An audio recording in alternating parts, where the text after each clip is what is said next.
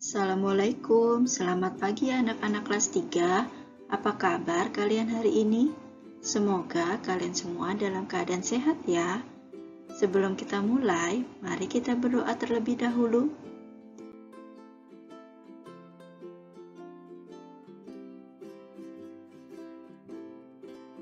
Pada kesempatan kali ini, kita akan belajar materi bersama dengan Bu Ulfah, tema 2, subtema 1, tentang dongeng, jenis dongeng, dan unsur-unsurnya, kelas 3 SD.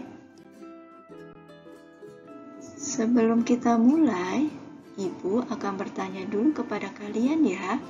Anak-anak, siapa di sini yang pernah membaca dongeng? Pernahkah kalian dibacakan dongeng oleh orang tua kalian? Atau pernah mendengar dongeng dari guru kalian? Dongeng itu apa ya? Mari kita bahas bersama apa itu dongeng dan apa saja unsur-unsur di dalamnya. Simak baik-baik penjelasan dari Ibu ya. Pertama-tama kita akan belajar tentang pengertian dongeng. Dongeng merupakan cerita khayalan atau fiksi yang tidak benar-benar terjadi. Pada umumnya bercerita tentang kehidupan pada zaman dahulu kala. Dongeng biasanya berisi pesan atau amanat. Tokoh yang ada di dalam dongeng bisa manusia, hewan, atau tumbuhan. Dongeng juga memiliki alur cerita yang sederhana. Setelah kita belajar tentang pengertian dongeng, sekarang kita akan belajar unsur-unsur dalam dongeng. Ada berapa ya? Ada 5. Yang pertama adalah tokoh, yaitu para pelaku yang ada di dalam dongeng. Yang kedua adalah latar, yaitu tempat, waktu, dan suasana dalam dongeng. Yang ketiga adalah watak tokoh, yaitu sifat tokoh dalam dongeng. Yang keempat adalah alur, yaitu rangkaian peristiwa dalam cerita dongeng. Yang kelima, pesan atau amanat, yaitu pesan yang ingin disampaikan penulis dongeng kepada para pembaca. Bagaimana anak-anak? Sampai sini sudah jelas belum? Kalau belum, Ibu akan jelaskan lebih dalam lagi ya. Sekarang Ibu akan membahas lebih dalam lagi tentang unsur-unsur dalam dongeng. Yang pertama yaitu tokoh dalam dongeng. Tahukah kalian jika tokoh dalam dongeng biasanya disampaikan secara langsung oleh pembuat dongeng, yaitu dengan memberi nama atau sebutan. Karakter tokoh dalam dongeng ditemukan dengan banyak cara, yaitu yang pertama disampaikan secara langsung oleh pembuat dongeng, yang kedua melalui percakapan antar tokoh, yang ketiga disampaikan oleh tokoh lain, yang keempat pendapat dari tokoh lain. Berikutnya, yang kedua adalah latar dalam dongeng. Latar dalam dongeng dapat dibagi menjadi 3 bagian, yaitu yang pertama, latar tempat, yaitu latar yang menjelaskan tempat terjadinya suatu cerita. Contohnya latar tempat di gunung, hutan, pantai, kebun, sawah, dalam rumah, dan lain-lain. Yang kedua, latar waktu, yaitu latar yang menjelaskan tentang waktu terjadinya suatu cerita. Contohnya latar pagi, siang, sore, dan malam hari. Yang ketiga, latar suasana, yaitu latar yang menjelaskan suasana atau kondisi suatu cerita. Contohnya suasana damai, sepi, ramai, peperangan, dan lain-lain. Lalu yang ketiga adalah watak dalam dongeng. Watak dalam dongeng dapat dibagi menjadi 3 bagian, yaitu yang pertama watak protagonis, yaitu watak yang baik dan positif, seperti pemaaf, penyabar, dan lain-lain. Yang kedua, watak antagonis, yaitu watak yang buruk dan negatif, seperti pendendam, pemarah, suka iri hati, dan lain-lain. Yang ketiga, watak tritagonis, yaitu watak yang bijak yang selalu menjadi pendamai atau jembatan jika terjadi masalah. Kemudian yang keempat adalah alur dalam dongeng. Alur dalam dongeng dibagi menjadi 3 macam, yaitu yang pertama alur maju atau progresif. Artinya dongeng tersebut bercerita dari awal hingga akhir sesuai runtutan cerita. Yang kedua adalah alur mundur atau regresi. Artinya dongeng tersebut menceritakan dari masa lalu ke masa depan. Yang ketiga adalah alur campuran atau maju mundur. Artinya dongeng tersebut selain menceritakan masa lalu juga menceritakan masa sekarang, seperti mengingat masa lalu tetapi masih berada pada saat ini. Terakhir, yang kelima adalah pesan atau amanat dalam dongeng. Pesan atau amanat dalam dongeng artinya pesan moral yang ingin disampaikan oleh penulis dongeng kepada para pembaca berupa nilai-nilai luhur yang dapat dijadikan contoh atau teladan yang baik. Contohnya, jangan suka mencuri, jadilah anak yang baik, dan lain-lain.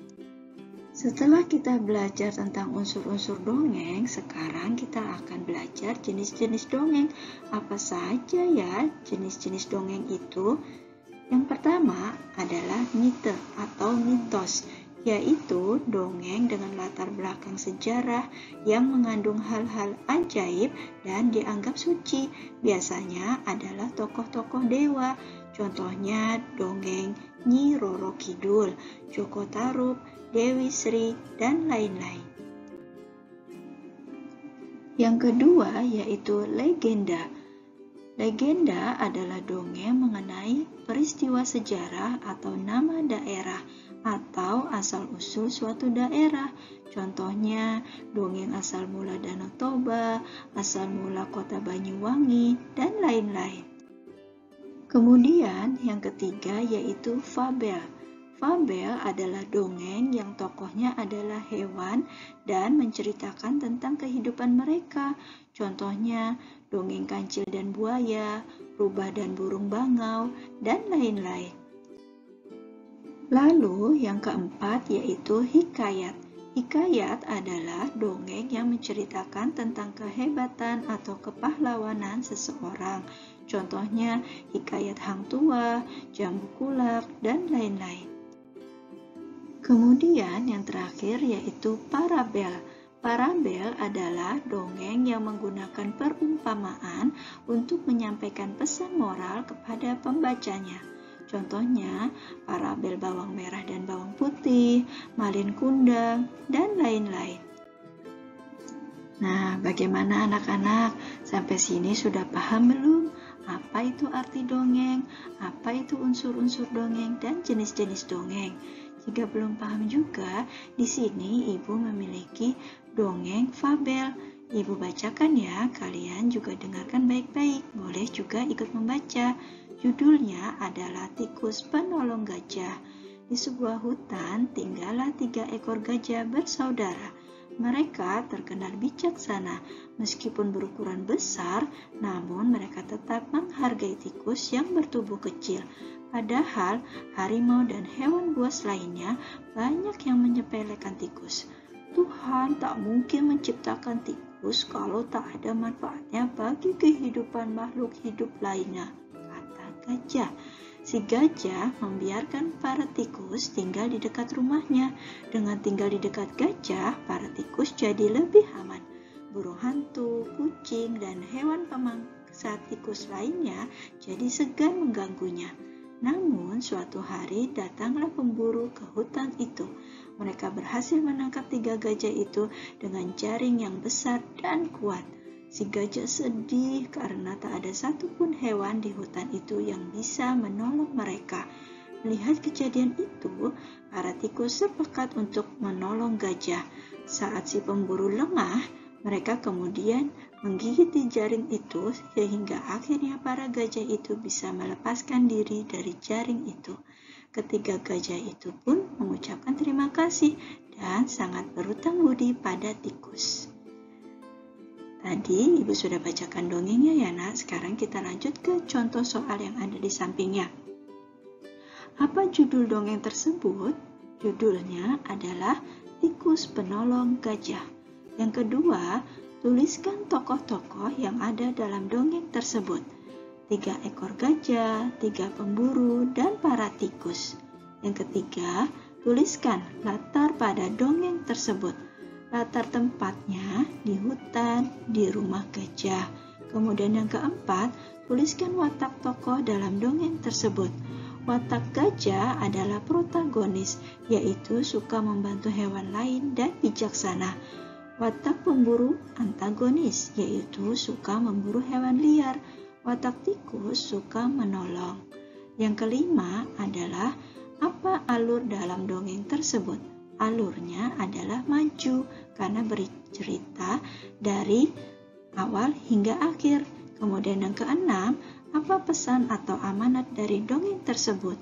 Kekuatan tidak selalu diukur dengan ukuran tubuh dan kita harus selalu tolong-menolong. Nah, sampai sini materi dari Ibu sudah jelas belum? Kalau belum jelas, kalian ulangi video dari Ibu ini ya, Nak. Terima kasih.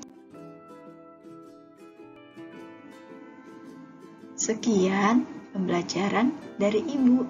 Jaga selalu kesehatan kalian ya, dan tetap semangat belajarnya. Thanks for watching. Wassalamualaikum warahmatullahi wabarakatuh.